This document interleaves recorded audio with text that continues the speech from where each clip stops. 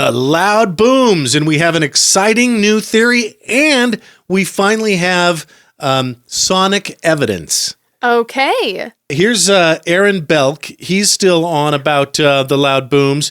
Even though he doesn't say much, I want to play you this because I thought this was interesting. We're not supposed to talk about the booms.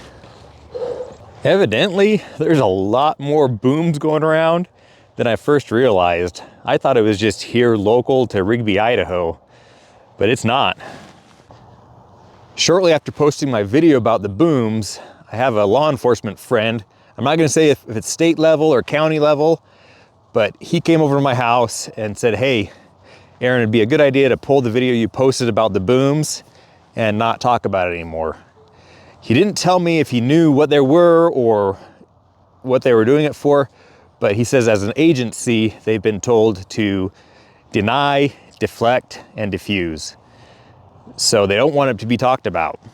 Whoa, so that was before the whole delay, deny, defend thing that we've been hearing about so much this past week. Right. That we'll talk about later on in the show with the United Healthcare CEO. It's because we're in a simulation. Being unalived. But let me give you my best Ron Burgundy on that, Aaron Belk.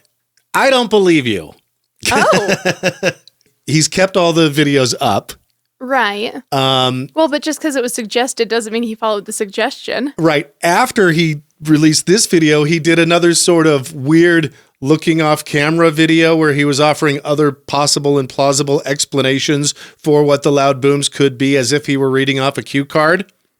Uh-huh. I think he's milking it for all it's worth on TikTok, and he's doing a great job. Yeah, that's fair. Because he's a TikTok god, I suppose. He's got 500,000 followers. Oh, wow. Yeah. That's really good. Anyway, he's having fun with it. We are too. And I saw a compelling theory that I think I immediately went, no, that's probably not it. Okay. And here's what it is. Somebody posted, the military is building an underground transcontinental railroad. Oh, okay. Now, let me tell you why I don't think that's it. Right. If you're building an underground tunnel of any kind, you don't blast, you drill. Right. Am I right about that? I mean, you'd especially if it's supposed to be covert. Mm-hmm. You know, like I feel like they would do more to cover up the sound or explain it or something. You know, like if I were the one doing this operation and I knew it had to be secret, I'd at least have some kind of decoy going on that people could be like, oh, clearly it's that. Maybe this is the decoy. Maybe. But the reason I don't think it's underground blasting is we're seeing flashes. Yes. So let's play the first of a few videos showing these blasts. There's the flash. And boom, baby. Here are some other booms. We're just going to play them in quick succession for you. I'm going to show you some booms. Mm-hmm.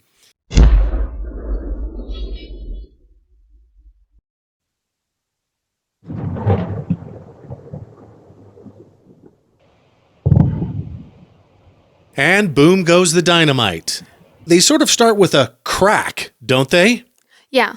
So I almost wonder if that crack sound at the beginning and the flash in the distance on the horizon also eliminates sonic booms. Okay. Because sonic booms just sort of boom. They happen. Right. Yeah. There's no right. There's no kaboom. There's just a boom. Right. Mm-hmm. I think, correct me if I'm wrong on that, sonic boom experts and enthusiasts. But the best evidence I've seen so far was posted by Cleve Burnside from his security camera at 3800 East, 400 North. That's facing west. Now another guy in Rigby, Stefan, has put up a map, and he says, based on camera footage, which captured a flash, followed by a sound delay of 7 to 8 seconds, the blast seems to be within 8,000 and 9,000 feet away. Basically, the Summerfield Estates subdivision. Oh. Is what he's thinking, which that don't make no sense either. Having it be in a subdivision? Yeah. Well, and also, especially with how common doorbell cameras and stuff like that are now, it's a little weird that we haven't found the source of it if it's in a subdivision. Right. You know? Yeah. And then that's what we're seeing. Finally now, I'm so grateful to see these Ring and Nest doorbell camera footage that have a time and date stamp right on them. Right. I mean, at that point, the evidence becomes undeniable. I would agree. And it's kind of cool to have that in our little dirty little hands now. I mean, although deepfakes are a thing and AI can do an Right. incredible amount of things, but we're going to just assume for now. But it's something. Yeah.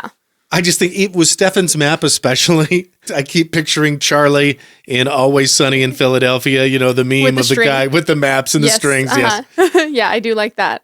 You know, I feel like we're almost there. And one thing I will say is I don't know if he's necessarily making up that his cop friend did tell him to maybe take him down. Now, the reason I say that is because A, he can totally ignore him. It's not like it's a legal order. And also, maybe since it could be under investigation, they might want him to take it down because it could taint a jury pool or it could, hinder the investigation in some way. It could. So whether or not it's like a conspiracy or something, I could see a cop saying, hey, you should really take that down because there could be a crime here. Other prevailing theories, oxygen and acetylene bombs. Oh, okay. Kids blowing shit up out in the desert. Yeah. Or the military blowing up stuff out in the desert. I will also say that this does not disprove that it could still totally be aliens.